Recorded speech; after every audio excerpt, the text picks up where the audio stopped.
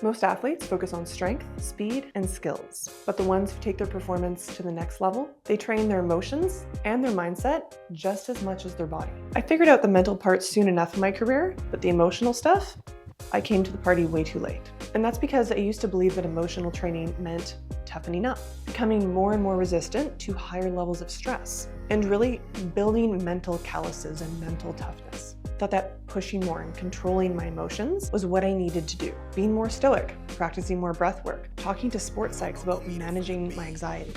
You get the idea. The thing is, a lot of these are actually applied as reactionary strategies, kind of like getting an injury and then doing rehab exercises to strengthen something. People forget that one of the primary reasons behind strength training isn't just to get stronger, it's to actually prevent injuries in the first place. And emotional training is no different. It's about building strong and positive emotional states that set you up so that you're less susceptible to emotional issues that come along in sport, like burnout, anxiety, and injuries related to stress. In my coaching program, emotional training means learning how to induce positive emotional states that immediately impact how well you think and move. Using games in daily life to help rewire you to live more frequently in positive emotional states so that you can learn skills way faster and perform way better. And ultimately, not just staying calm and focused and locked in under pressure, feeling excited and in flow, and alchemizing that pressure into power. I love sharing this with people because once I saw how all the pieces were connected, my performance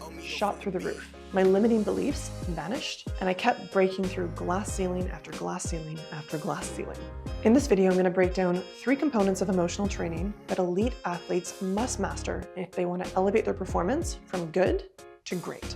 Before we dive into that, if you are new here, hi, I'm Liz Gleadle. I'm a 3-time Olympian in javelin, and now that I'm retired, I help athletes master their mind, their body, and their heart so that they can tap into their greatest potential. So if that's you, make sure to like and subscribe for more. Emotional training is the missing piece in athletes actually pushing to the next level. And that's because emotions not only affect the way we move, because happy people walk differently than sad people, but they also affect the way we think and the way we problem solve. My favorite example for this is understanding the difference between our comfort zone, our discomfort zone, and our fear zone.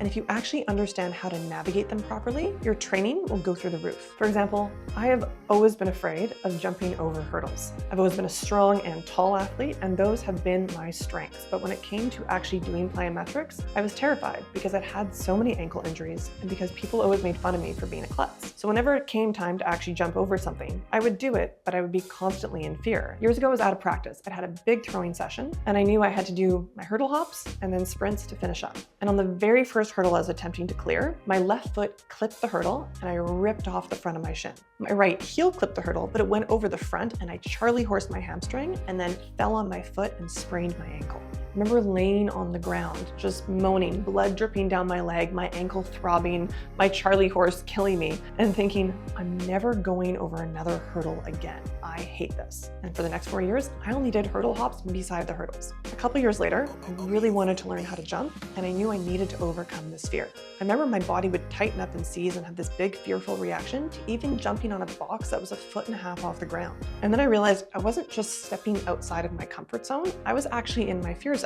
And this isn't related to how big the box is. It's related to what makes me feel fear. And I realized I needed to find an in-between place. There's studies that show that we learn 20 to 40 times faster in a state of play than we would perceive something to be work, or also a state of play probably relative to a state of fear. And one of the key components of play is curiosity. So I decided to see how high would the box have to be within my curiosity zone, which is just outside of my comfort zone, but still allows me to feel safe and not heavily anxious and fearful. So I made a joke out of it. Took the 2-inch platform off of the top of the box and I put it on the floor and I jumped onto it a couple of times. And I realized I didn't feel scared at all. So I added another 2-inch block and then another and another. And within 10 minutes, I was jumping up onto boxes that would have terrified me at the beginning of that session. And this is what I mean when I say that athletes need to understand emotional states relative to training.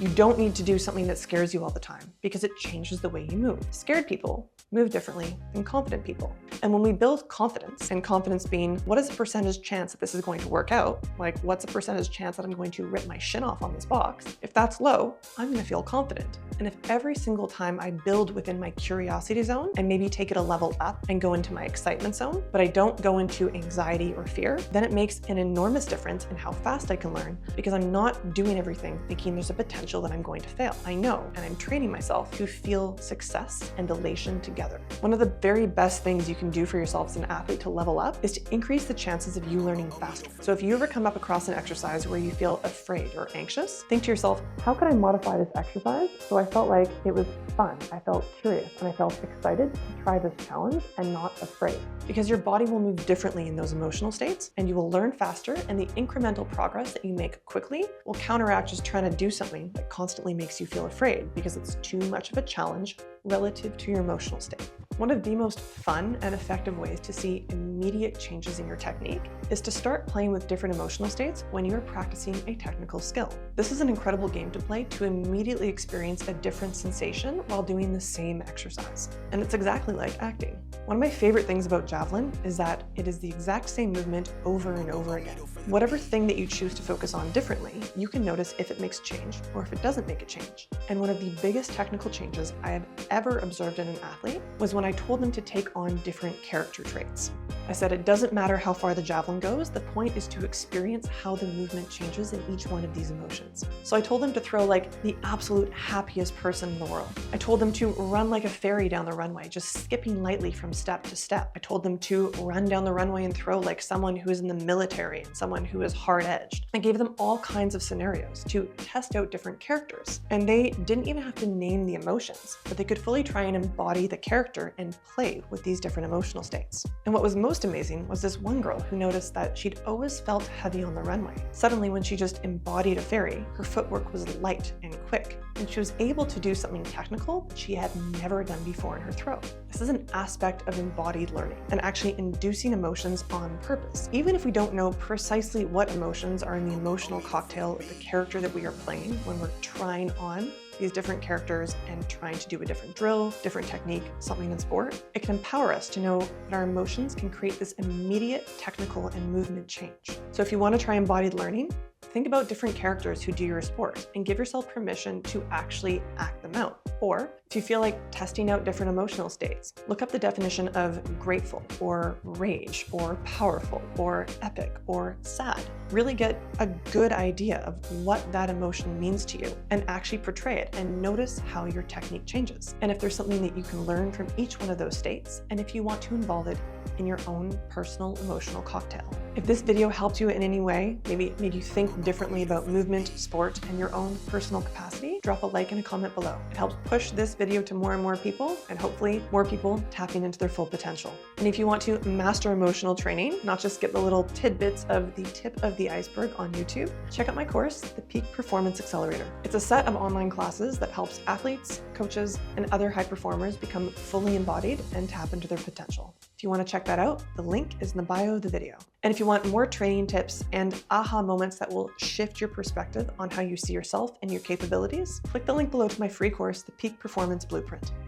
See you next time.